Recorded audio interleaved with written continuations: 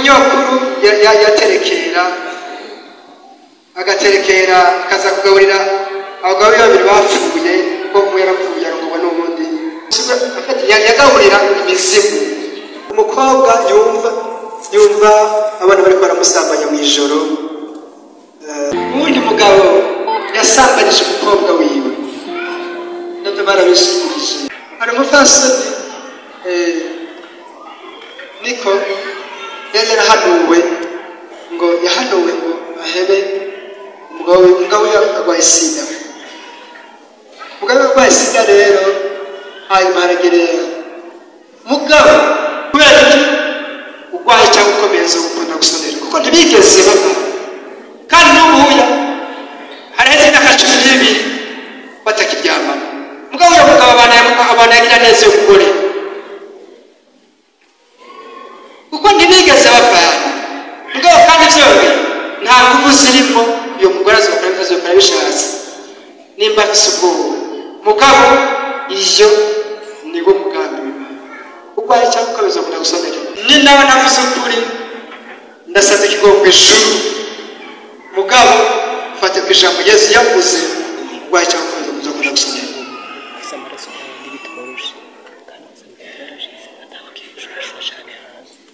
Ni nawe navuze ukuri kuko tata ekeza n'ikirubanza mugabo shawe bashaka kugimana yavuze kana sida ntiyigeze agira amuheba yigeze arobera yigeze azana yamata. Haleluya haleluya. Imbuto n'ijambo ry'Imana umuvye nawe ni Kristo. Umwemera wese azoramba mu myaka yose. Haleluya. Umunyokuru yaterekera agaterekera akaza kugaburira abagabo babiri bapfuye ko umwe yarapfuye arongwa n'ubundi vukana na sebukwe. Ariko aterekera rero yatwara n'umwana w'umuzukuru kuko yabahereza inyama intore yari gushatsa n'agatekereza umuzukuru yagaburira imizimu. Yagari umuzimu y'abagabo bapfire mu by'abisa kandi uyigaburiye nawe uba nawe utayibona iyo mizimu ishirana ikiza igakikoranira ku rugo rwawe. Ana n'amashetani imizimu abantu bapfuye badapfire muri Yesu. Uyu mwana w'umuzukuru nawe ariko arasanga imizimu. Uyu munyakuru rero ngo iyo imvura iguye ijya mvura iri mu rubura n'igihuhusi aca yambara akantuzi akambara agashato k'ingeyo agashazunguruka umurima wose agenda avuga amajambo azunguruka umurima wose yambaye agashato agenda avuga amajambo. Ni kuvuga bisiguye iki? Ni kuvuga ariko aravuga ati twangewe nkingira ndagira imirima ndagira abantu banje abariko barahereza byose.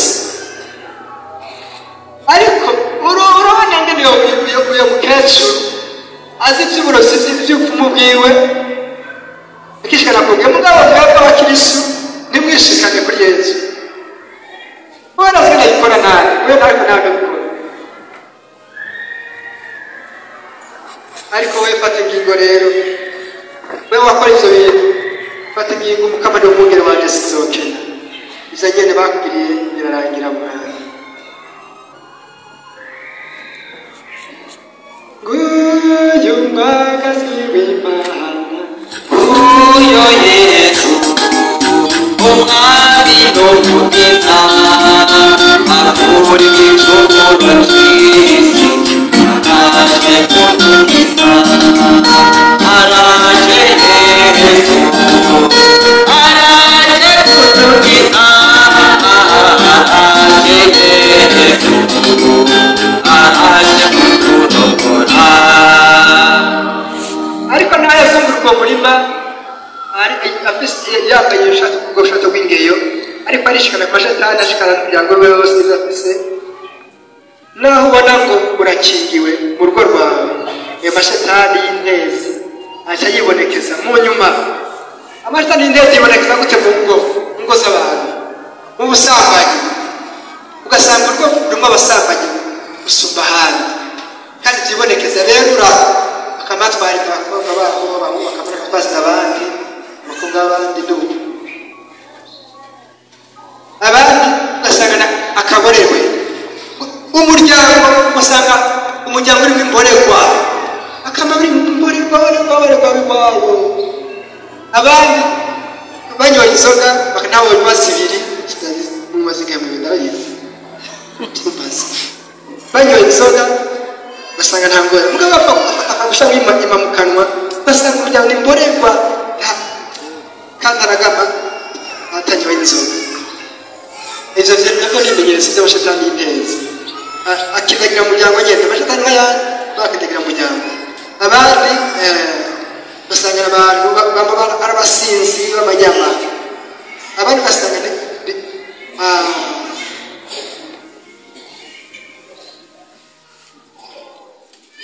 abantu ugasanga ni abana barekereza ingonda kandi barakuze barekereza ingonda, abandi ugasanga ni ibijuju, abandi ugasanga amaboko bakoma induru, abandi ubumuga budasanzwe, ugusara, ubusazi, iyo byose amashetani y'intezi y'umuryango. Uyu muryango abakera barabaragije ati ndakwiragije n'abazonyamuka ugasanga abantu umuryango bariyahura, niyo muhora umwe usanga biyahuye umuryango, usanga hari n'abandi bibabazo biyahura.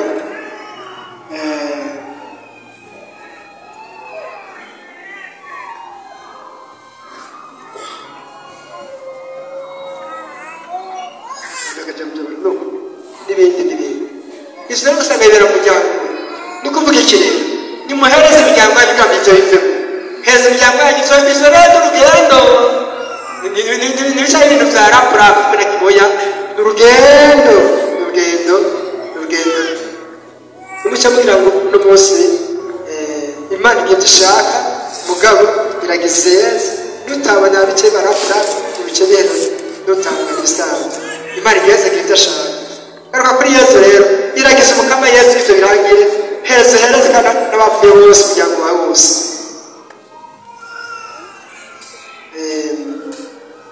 Umukobwa ataja mu bantu ajya ku midoro agira ubwoba baramwenga yereze Yesu. Umugore afise umwana imyaka 3 n'unusu atigera avuga inabukwe akora iby'ubupfumu akoresha imiti irundi impene zabo zarasaze, impene zigasara zigakuga nk'imbwa, hari n'umwana yasaze ega bashaka ingorane ibintu ngaha. Umwana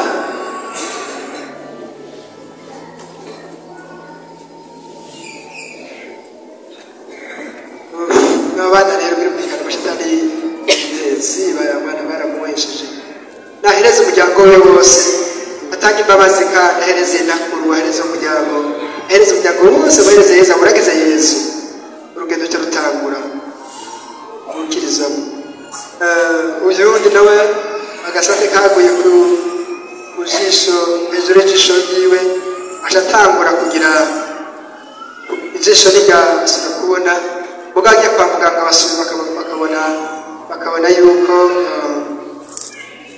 ijisho rikomeye mugajya cyariduka yafuswe n'ikintu. None rero uriragiza Yesu wihereze kwamisa yazi kwa poroti abatwaye turava agenda avuga harimo poroti harimo katolika nuko iragiza Yesu hagende hageze Yesu yebye byashoboka ashobora gutwara bagacubira hanyuma Yesu aramubwira ngo tuganiriza mwana uyu mwana z'Imana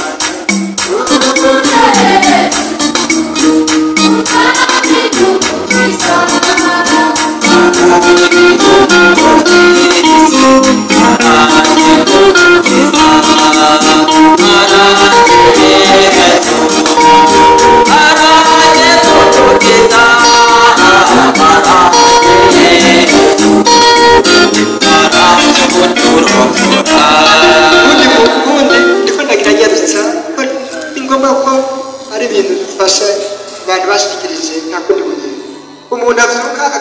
nacyo ndasago atabizi mubiri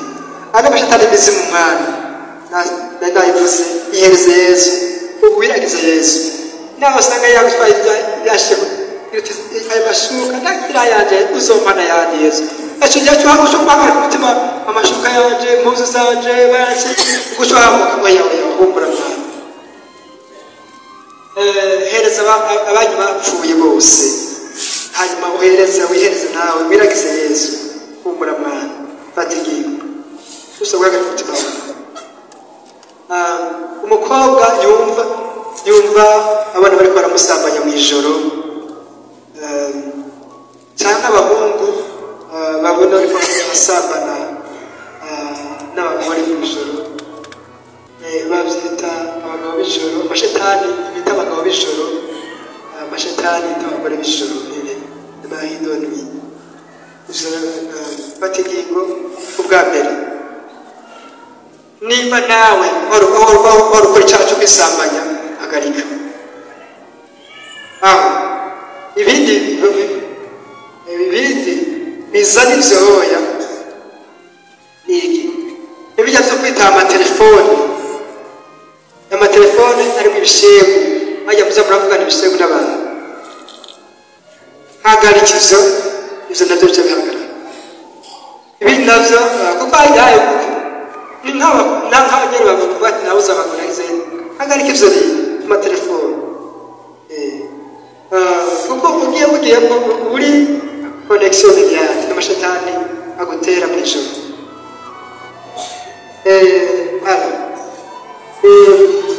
igihe ufata ni yawe ayo ma message yose ma telefone agutelefone ajanye n'ubuhungu yakure mu telefone ayo message yose amusubihagara hariho n'abandi batemba atacyo bakoze izo ndoto ntuzihe agaciro amabwiriza Yesu birarangira nabyo umukobwa yakwishwe ipfusi agasagira ubwoba agatangura kudahanuka yagaha agaciro urasubira nabyo bambwira uti oya nshuti yawe Yesu n'umwungere wanje niba ndagiye mbaza kwata iryo jambo Yesu n'umwungere wanje igituma cyukiranye n'iki nuko marayika muzamwerana na marayika mukuru na Bikira Mariya marayika muzamwerana umworoheye aca gufasha cyane aca gutabara ariko umwangiye agira hanyuma yashaka kujya kurondera yaciye ariko umwana yaciye umukobwa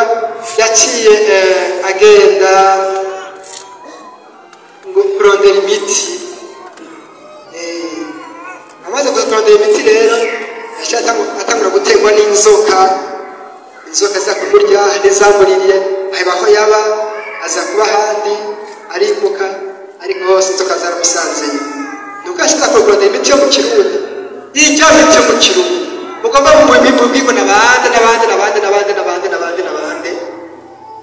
abana bose ubukuru muri eklesiya oya iyo miti yo mu kirundi ko mwisubiramo birabasha kuko murugurura mutamwera ndakumara batera baje imbere kera izo oya nacyo mwari muzi nakuri mwari muzi mugabo ko mwarose mucyo n'akazi kanyu wese musubirayo birabasha neza mugatushaka ukiri mutamwera ndakumara batera baje imbere none umukobwa acaza kugira iyo miti yo mu kirundi ngo ariko ari ikingira bakubise ipfusi oya mu inzoka cyangwa izindi nzoka n'abaheza agira ibintu biraha yabwiye yakoreye none abaheza agira oya urimo udutima tubiri mutangira iyo muri ko murasenga abakirisu cyangwa se n'abasi banyu turasezeranye iyo muri ko murasenga sengera n'abasi banyu sengera n'abasi banyu hagera usanga abasi banyu baba rero ubu uri kuragira ubu uriko uragwana imasi kure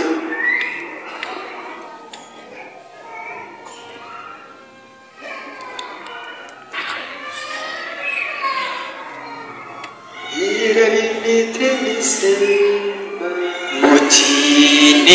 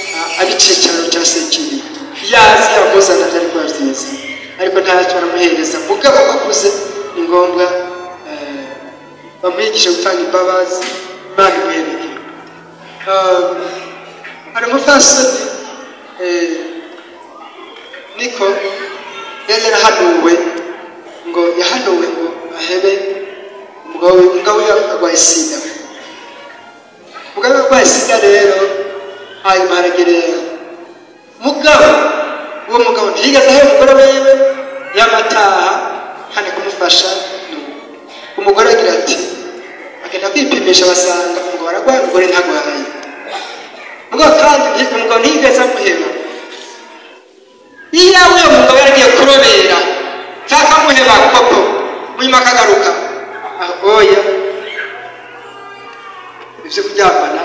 birumvikana ko atakuryamana mugabo ko atagiye kurobera ndasubiye kumubwira hamwe ibara zo kumubwira zo nziza n'aho bayisiga batigeze kureba basubiye kuryamana kubera iki urwaye cyangwa ukomeye zo gukunda gusonera kuko ntibigeze bava kandi n'ubuya haraheze imyaka 12 batakiryamana mugabo uyo mugabo abana yagira neza yo kugore kuko ntibigeze bavana mugabo kandi byombi nta nguvu zirimo uyo mugore azokora bishatse nimba afise ubwoba mugabo iyo niwo mugambi w'Imana urwaye cyangwa ukomeza gukunda gusonera ibanga ry'Imana niko kumaratina urukundo mugabo none reka bararyamana iyo mugore nduri Imana yamukoreye n'umusa aza kwifisha ari baryamana none se imyaka 12 ivyo bivuze ni nawe navuze ukuri ndasabye ikigongo ijuru mugabo fate ku ijambo Yesu yavuze rwaye cyangwa kuza kuza gusoma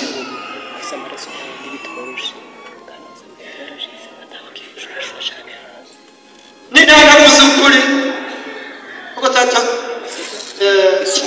ekeza n'ikirubanza mugabo jewe bashaka kugimana yavuze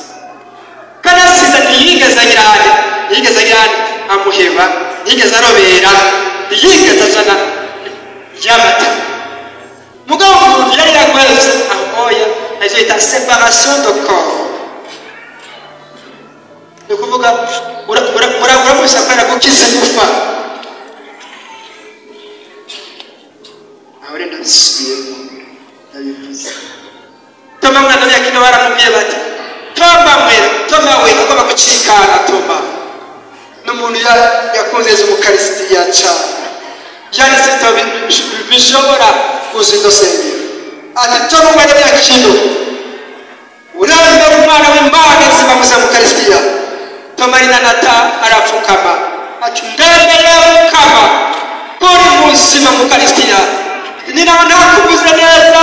eklezia yawe n'iciro rubanza jewe rero abameza mubasha bw'abatuma mweranda ndamana mugabo ibisigaye yakuriwe izoya nta mpaka bijamo ukoresha umutima wawe n'umwanya ryo gusenga kubera iki n'ubunya niyo mugabo agomba amugirira neza kubera iki ntigeze amuheba nasubiyemo niga muheba kandi ntigeze amuta birumvikana abantu b'Imana uyu magazi w'Imana uyu Yesu umwami n'umukiza ahura igicumuro cy'isi araje kudukiza urumva uri mwa kino kibanza Petero niyo nkuru arimo ng'uburongo ryo gushima yagizwe n'Imana urugero rw'iwaje nyine rw'umuntu muto ndagereza kubwira umuntu kuri kose kw'Imana ibisigaye bikurikira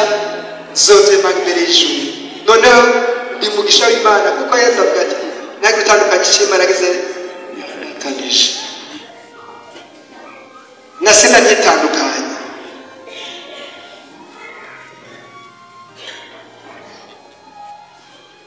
barabaje umukardinali wo muri Oceania bamubwira bati ariko araraba yuko ibizukwahukana nuko ati jewe nta majambo menshi genda babwira arahaguruka ku ijambo rimwe arababwira abantu bati ibiri Yesu ndayishize jewe mpagaje aho yaciye ku ijambo Yesu yavuze ati ahandi hose yavuze avuga mu migani mugahagaze ku ibanga ryo bakanyera Kristo ati Imana aho Yesu yaciye no mu migani yavuze ngo ntihage gutandukanya Imana yifatanirije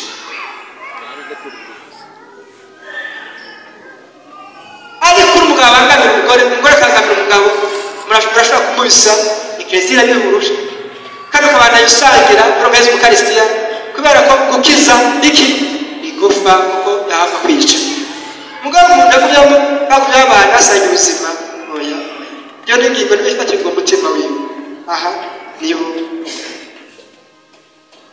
kandi byose yora Imana aramutahura atahura umugore kwa subwoba kandi umugore nahumure azoja mw'ijuru niyagira ubwoba tugere kagize ubwoba mwami wanje natabishaka kuko ubwoba tidadayi muri bwa guteye mugabo nusoze uzopfire mu bwoba upfe wihanye yizewe n'Imana nako ndibugire bwiza kuvuga ukuri kure uyo magazi Imana uyo Yesu umwami umukiza amuri igicumuro c'isi araje kudukiza wahisha ndende yari yarahanuwe n'ubutumwa w'ekleziya